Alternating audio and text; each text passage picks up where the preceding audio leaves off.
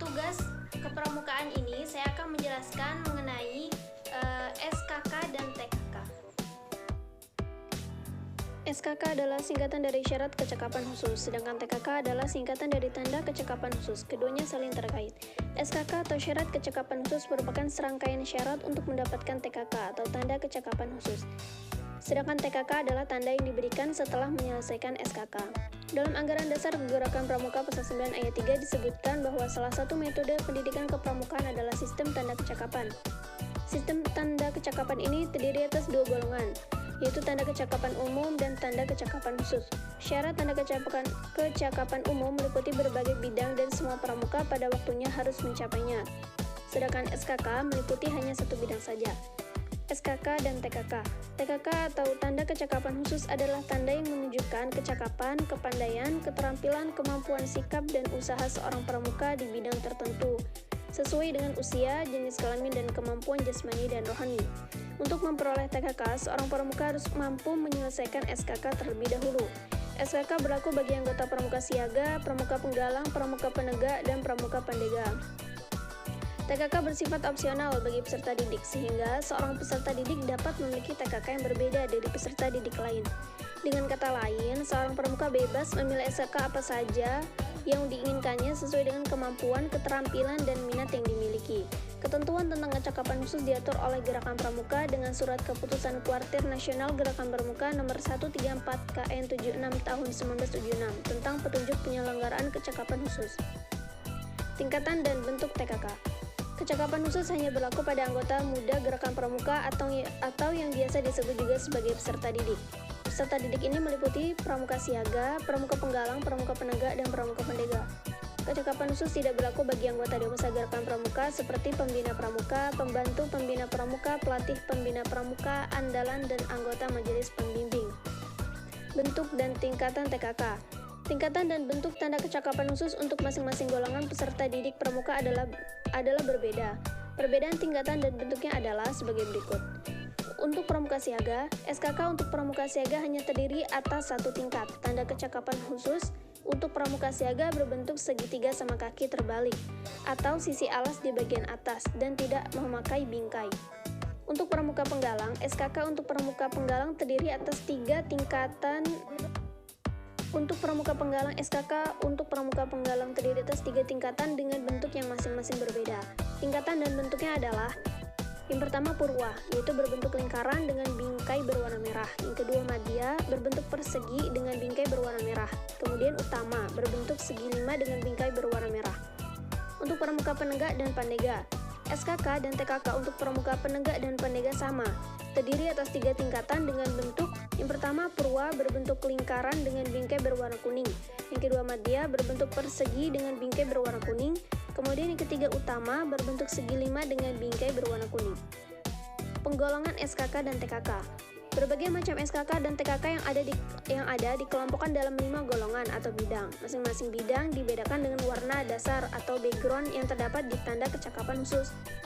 5 bidang SKK tersebut adalah: yang pertama bidang agama, mental, moral, spiritual, pembentukan pribadi, dan watak. TKK pada bidang ini memiliki warna dasar kuning. Contoh, SKK, TKK bidang agama, mental, moral, spiritual, pembentukan pribadi, dan watak adalah: yang pertama SKK sholat, SKK penabung, SKK khotib, SKK muadzin, dan SKK qori. Yang kedua, bidang patriotisme dan seni budaya. TKK pada bidang ini memiliki warna dasar merah. Contoh, SKK TKK bidang patriotisme dan seni budaya adalah: SKK pengatur ruangan atau khusus pramuka siaga, kemudian SKK pengatur rumah, SKK pengatur meja makan, kemudian SKK pemimpin menyanyi, kemudian SKK menyanyi, SKK pelukis, SKK juru gambar, dan SKK pengarang. Yang ketiga, bidang kesehatan dan ketangkasan. TKK pada bidang ini memiliki warna dasar putih. Contoh, SKK TKK bidang kesehatan dan ketangkasan adalah: SKK gerak jalan, SKK pengamat, SKK perenang, SKK penyelidik, SKK juru layar, SKK juru selam, SKK pendayung, SKK ski air. Yang keempat, bidang keterampilan dan teknik pembangunan. TKK pada bidang ini memiliki warna dasar hijau.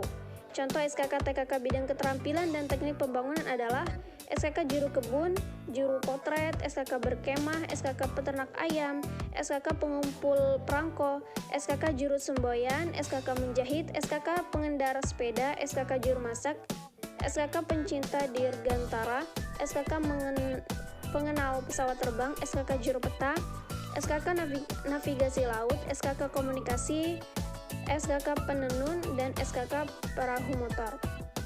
Yang kelima, bidang sosial, perikemanusiaan, gotong royong, ketertiban masyarakat, perdamaian dunia, dan lingkungan hidup. TKK pada bidang ini memiliki warna dasar biru. Contoh SKK TKK sosial, perikemanusiaan, gotong royong, ketertiban masyarakat, perdamaian dunia, dan lingkungan hidup antara lain SKK pemadam kebakaran, SKK pengaman lalu lintas, SKK pengaman kampung atau desa, SKK penunjuk jalan, SKK juru bahasa, SKK penerima tamu, SKK korespondensi, SKK PPK, SKK pembantu ibu atau khusus pramuka siaga, dan SKK perawat anak. Ketentuan dan cara pemasangan TKK.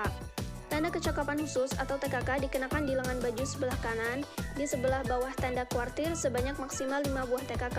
Jika mempunyai TKK yang diperoleh telah lebih dari 5 buah, TKK selebihnya dipasang dalam tetampan.